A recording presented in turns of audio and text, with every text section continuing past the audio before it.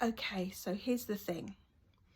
I've been kicking an idea around for a little while, and I wanted to discuss it with you, my lovely customers, because you are the most important part of the company, because without you, I wouldn't have a company. I'd just have a shed ton of soap that I couldn't get rid of.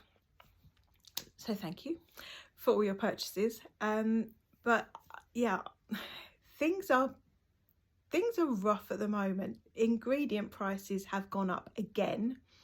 The prices of lots of oils has gone up ridiculously. You might have noticed in the supermarket, if you're buying like olive oil, extra virgin olive oil, that the price has doubled recently.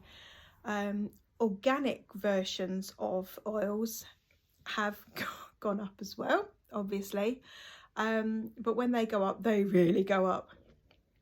Organic oils, things like almond oil, the organic almond oil is 17 times the price of non-organic almond oil. So, you know, when the price goes up, it hurts. And I don't want to keep putting my prices up and just, you know, riding this out, because it's, you know, it's really annoying having to keep putting my prices up. Jars and bottles have recently gone up as well by 25%. God knows what's going on in the glass world, but my toner bottles are now £1.70 each to me. That's buying them in bulk.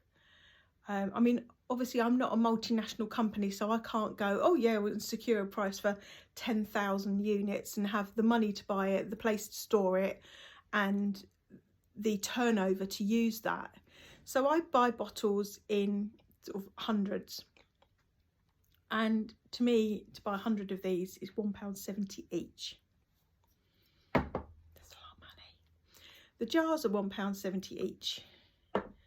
The larger jars that the lavender and oat face cleanser come in, they're £1.90 now.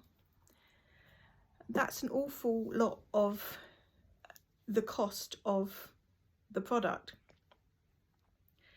And electric's going up and stuff. So my base costs all has a knock-on effect.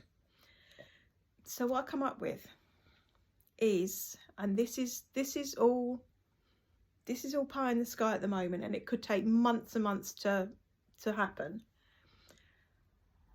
to put my face creams, cleansers, masks, all my facial skincare, everything that's in a jar, put them in tins. £1.70, about 60p. That way I could keep the prices very similar to what they are now. I might just have to tweak them a tiny bit. And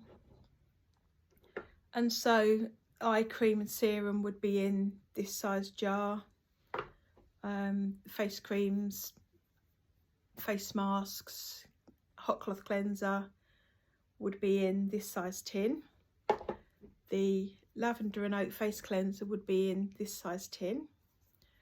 And across the board, I think it looked quite good, because I already put my hand cream, my foot cream, my body lotions, curl cream, skin saving balm, all things like that. I already put them in tins. It's only the facial skincare that I've had in the amber glass jars, because being dark helps preserve the product, and being glass means I'm not using plastic. But a tin's dark inside.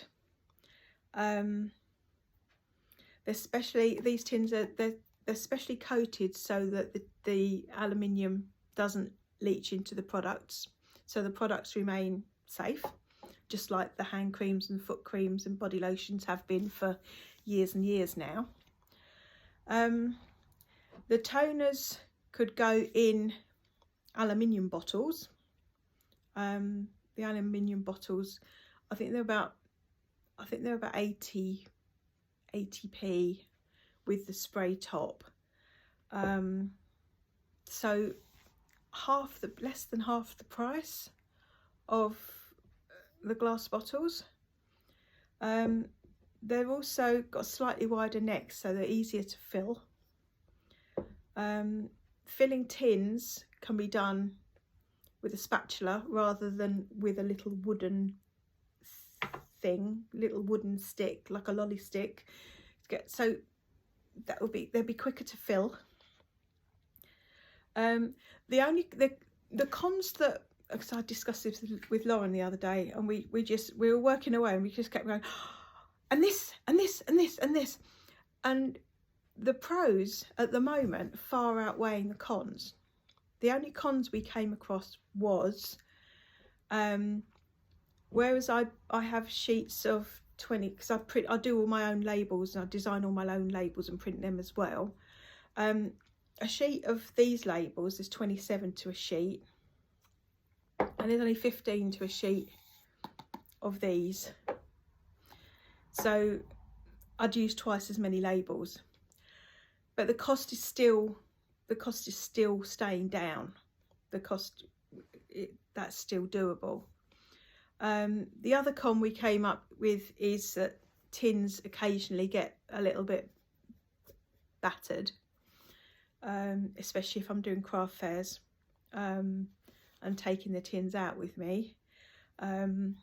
But we can get around that. We can use a lot of padding, and yes, tins get damaged, but then jars get broken. Not very often. I think I've had 2 break in 7 years, so not bad. And I think 1 broke in the post once. But at the end of the day, your product's safe. It's not going anywhere. If a tin is a little bit dented, if you dent it, it's just one of those things. I won't send anything out that's dented, don't worry. But yeah, tins do get damaged, but they're still, again, infinitely recyclable. So there's no, I'd never go back to plastic, which, plastic is recyclable, but it's only recyclable about 5 times before you can't recycle it anymore. You can't use it anymore. So you always have to have a proportion of virgin plastic that goes in to making plastic. So I would never go back to plastic, whereas aluminium is infinitely recyclable still. The other con we had is that in the outlets, where I've got like shelves of stuff, at the moment I've got a jar on a shelf and you can see what it is, whereas if I've got a tin of something, you can't see what it is. So I'm trying to design some sort of little stand where they'll stand up, and some sort of racking system. So that's what I'm doing at the moment. So if you come up with any ideas for that, please do let me know, because I'm running out of ideas fast. But that's it really. I've whittled on for nearly 9 minutes. Yeah, what do you think? I'd like to open up a discussion. I would actually like to get some feedback on this if possible. If you can let me know what you think. If you come up with, it's like playing devil's advocate, sort of, if you come up with ideas or reasons that I shouldn't do it, then please just hit reply and let me know, because at the moment I can't really see, apart from those 3, the labels, the denting and the standing up on the shelves, which are all get roundable. None of them are a problem. The pros are definitely far outweighing the cons. And that will mean that I might just have to tweak my prices slightly, by pennies rather than pounds. And that helps us all out really. So yeah, please do let me know in the comments what you think, yeah, let's discuss.